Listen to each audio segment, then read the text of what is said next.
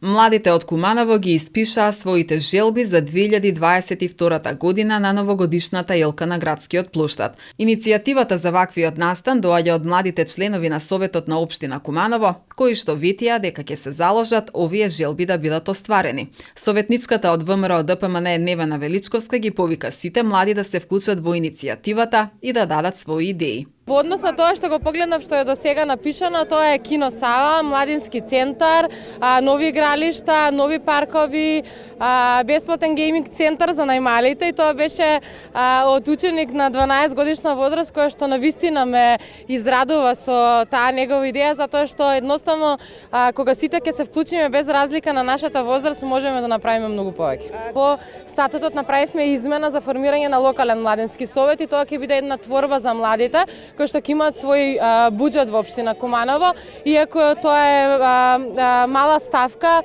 не значи дека ќе остане на тоа што е законско оставно, туку ќе направиме многу повеќе напори да собереме што повеќе средства и веќе ова еднаш да профункционира, да биде слушнат гласот на младите и нивните барања. А ние како советници, без разлика на нашата различност, ќе се споиме сите заеднички за оваа цел, Куманово да стане град на младите.